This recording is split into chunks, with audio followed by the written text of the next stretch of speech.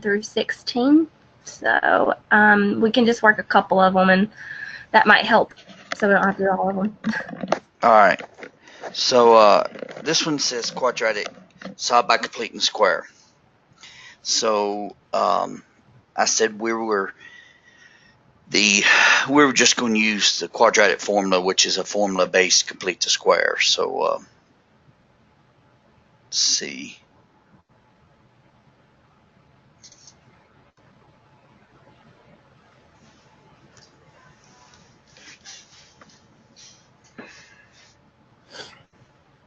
All right. Grab. Yeah, good. Okay. So we've got A equals 3, B equals 4, C equals -2, right? Right. So we're just going to substitute everything into the quadratic formula here. So what on this one was getting you?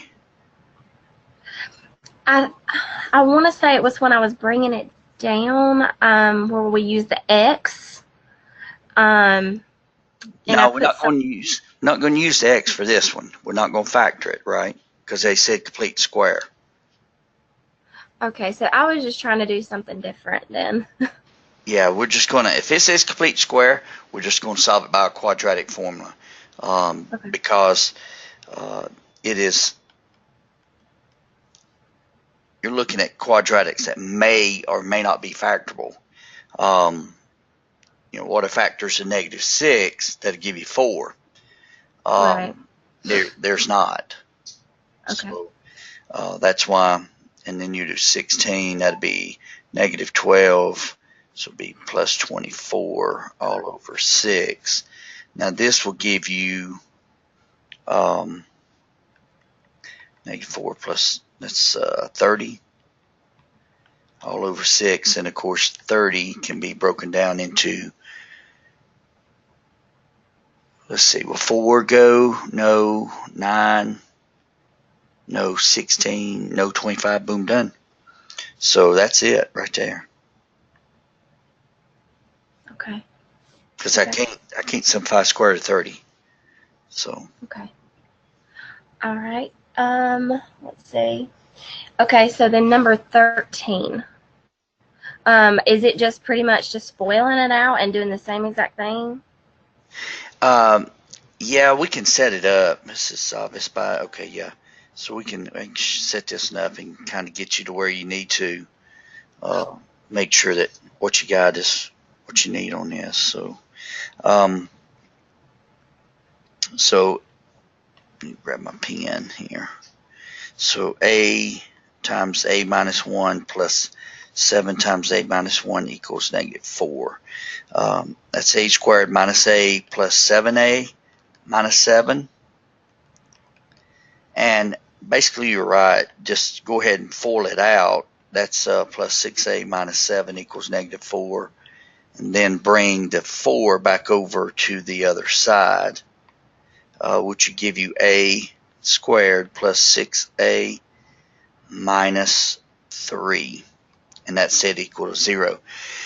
When you're solving a quadratic, whether you're factoring, whether you're solving by quadratic formula, you need to make sure it's set equal to 0. So in that case, there you go. Okay. And then do the same, use the quadratic formula to solve it. Yeah. Yeah. Okay. Do you want to work it out? I mean, we can. No. If it's the same thing, like, I mean, I can get it from there. I think I was just taking the wrong steps. Okay. So, number 14.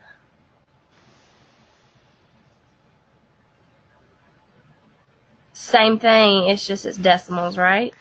Yeah, but I'm going to show you an easy one on this one, okay? Okay. It's going to make life a little bit easier. What value is everything in? What decimal place is everything in? If you remember your decimal places, everything's in the 10 hundredths, right? Right. So 100's place, right? So if I multiply everything by 100, guess what it's going to do? It'll leave me 1y squared plus 2y minus 5. And of course, I'm doing both sides now. Okay, I'm showing it. Okay. Now it's set equals 0. So I'd still have what are factors equal to, what is it? -5, right? But -5 is a prime number, so, or 5 is a prime number, and I can't get 2 out of it. So, but it'll make it a little bit easier, you know. A equals, go back over here.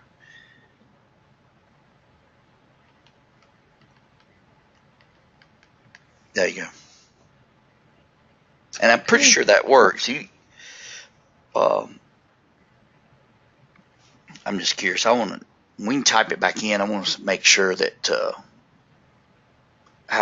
if it's going to be ugly or what's it going to do. I said, where's your calculator at, bub? Where's your calculator at? Can I have it, please? Something you're going to have to come back out and simplify. It won't give you something that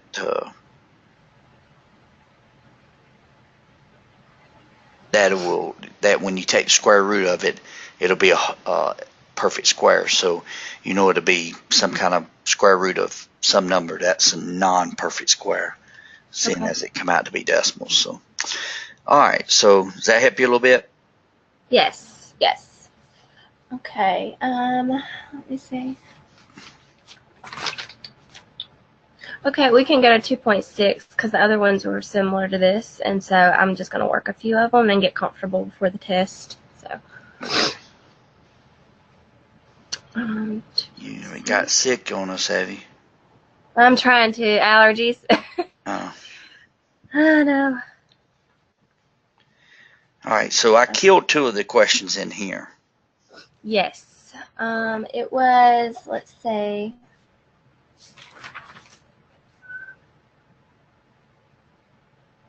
let me look at what was.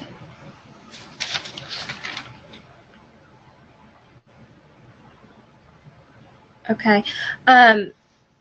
Question number 3 and 9. Okay. Solve the. All right. So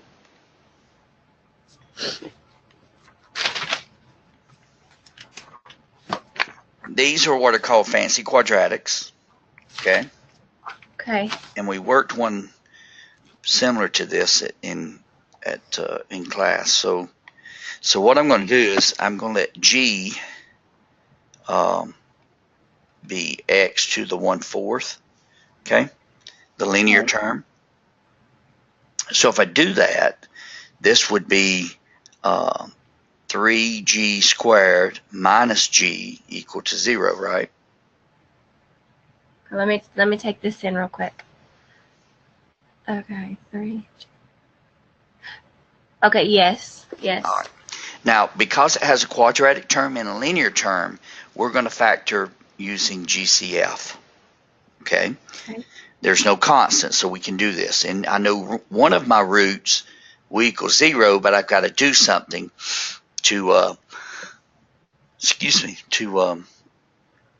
prove that it's going to be 0. But anyway, so we've got, we'll take out a g, and that will leave me 3g minus 1 equal to 0. Okay. So we've got g equal to 0, and then we have 3g minus 1 equal to 0. Now, you can go ahead here and go like plus 1, and then 3g equals 1, g equals 1/3, right? Right. No problem. That will get both of these g equal to something. Now we can resubstitute what g is.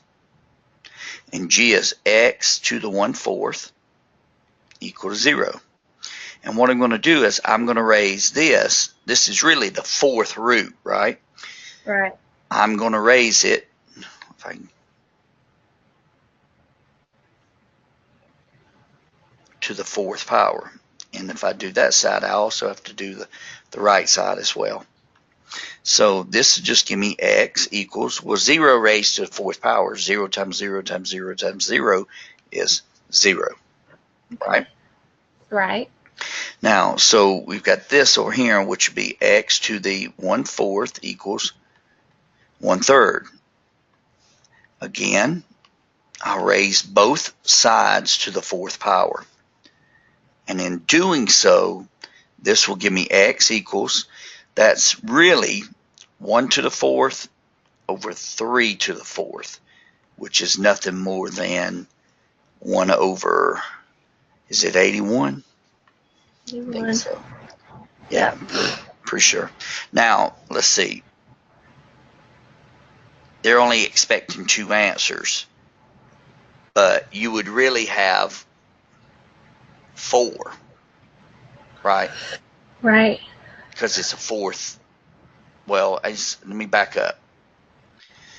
It's a rational exponent, so no, 2's fine. Because this one, all right. So you'd have 0 and 1 over 81. Okay. Okay. So do you see how I got both of them equaling? Go back up. I took this one. I took that factor and set them equal to 0. And then when I got them, well, g equaling something is when I resubstitute what the linear term was. And that's the key, is just substituting the linear term. Now, you'll have this. I guarantee you'll probably have one of these on the test. So. Okay. Okay. All right. Number 9, or you want something else? Let's say number 9. Let me pull it back up, make sure it looks. Yes, number 9. All right, so here we go. Solve the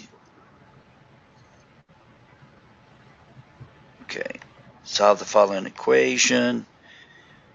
You'll square both sides twice before all the radicals are eliminated. Excuse me. They're just saying that you got 2 radicals, so you got to clear twice. So we'll check for extraneous roots too. So, all right, we've got a radical over here. Oh shoot, that is isolated, right? So, all we have to do is we'll square the right side, but we'll also square the left side. Okay. Now, you remember me putting something like this on the board the other night? Yeah. It's really how you can square a binomial that's raised to a second power. Okay, so what's what I'm about to do? It says square the a. Now the a is the first term, right? So if I square root of a minus 4, that just leaves me a minus 4, right? Mm-hmm. Now, if I square the last one, if I square 1, then that just leaves me with 1. You agree? Agree, yes. All right, now, here's the thing. If I take the square root of a minus 4, this is the 2ab. I'm taking the a, which is here, and the b, which is there, multiplying them. And then I'm multiplying it times 2. So really what you get is this. Okay? Now, you can FOIL that out right here if you want to. But this is more of a, if you have something like this,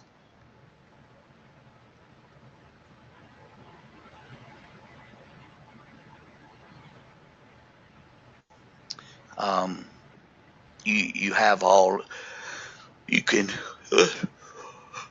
excuse me, you can square the first term, square the last term, multiply the 2 terms together, and then times it by 2. and then that's your binomial. So right now that's equal to a plus 1, right? So we have a minus 4 and plus 1. So we have a minus 3 plus 2 square roots of a minus 4 equal to a plus 1. Now we're going to minus a and plus 3.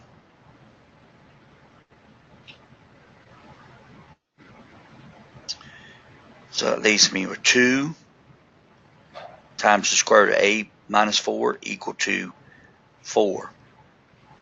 And then all I have to do is just divide it by 2. And that leaves me with a minus square root of a minus 4 over 2. Last thing. Ready? Now we've got the second one. We already cleared one of them by squaring it, right? Now we've got the second radical isolated.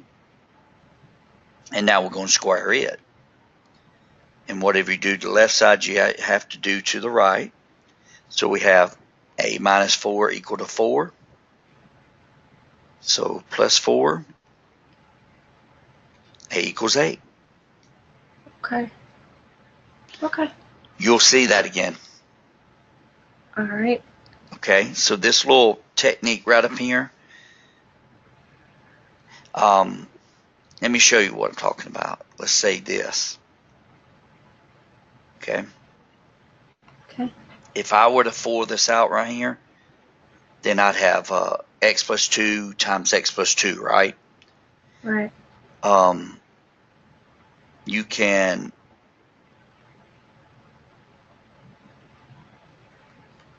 make sure you've got a real good example on that. So that's x squared plus 2x plus 2x plus 4, which gives you x squared plus 4x plus 4, right? Now, I want to show you something. According to the properties, we ought to take the a, because here's the a, and here's the b, and we ought to be able to square them, right? So we're going to take, so if I were to square x, it'd be x squared, right? Mm-hmm. If I'd square 2, I'd get 4, right? Then 2 times x is 2x, times 2 is 4x. So that little property will keep you from having to FOIL it out if you understand that. Okay. So. All right.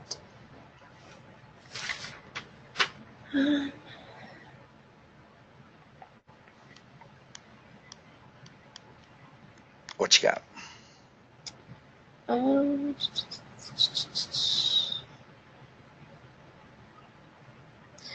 All right. What about 17? Okay. We're going to do fancy quadratics because it's not like it's just crazy, right? Yeah. So this one, we're going to say, hey, g equals the linear term, right? Okay. So that's 3a minus 5. Now I can rewrite this as 3g squared minus 7g plus 2 equal to 0. Now, I'm not sure about this one, but I can check it real quick. Let's see if it's factorable.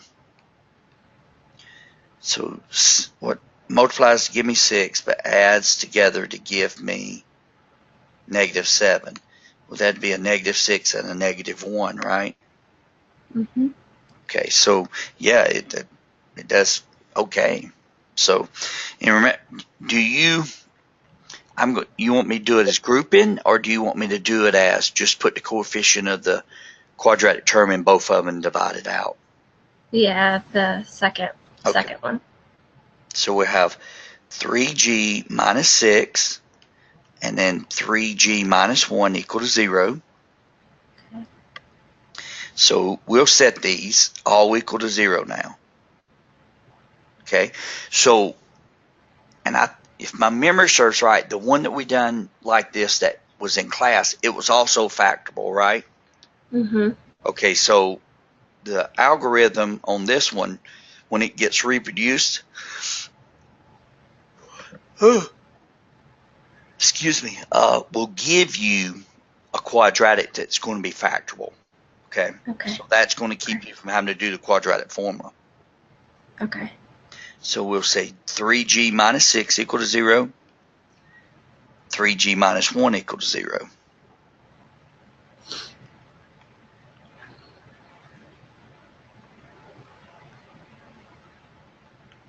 All right, g equals 2. Now on this one, we'll go 1. So 3g equals 1, g equals 1/3, right? Right. That's great, but now we can go back and say, oh, 3a minus 5, right? Because g is 3a minus 5.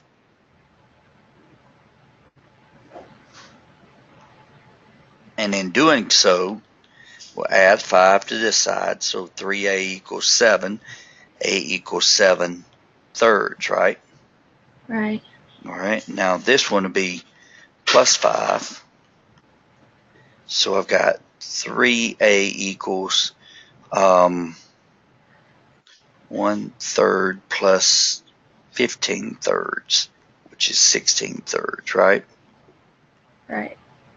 All right. And then divide by 3. So I got 16/3 divided by 3 over 1, which is really 16/3 times 1 over 3, which is 16 over 9, which is, let's see,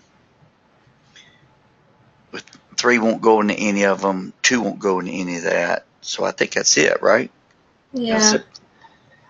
I had a messy looking one like that too, so I just wanted to make like the fractions just Wouldn't simplify. right. So okay. I think I just forgot about the fancy quadratics or the fancy.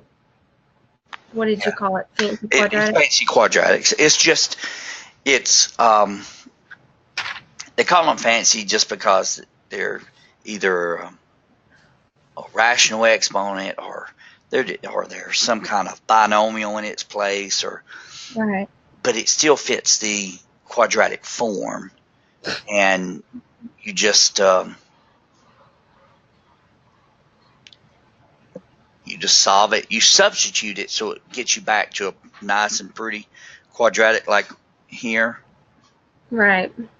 And then it breaks down, and then you solve it back to whatever the g was, and then you can substitute that back in. So it just gives you a really, really easy way to take something that looks crazy and solve it traditionally, and then when you get it solved, substitute back in, and then really solve for what you have. So yeah. Okay.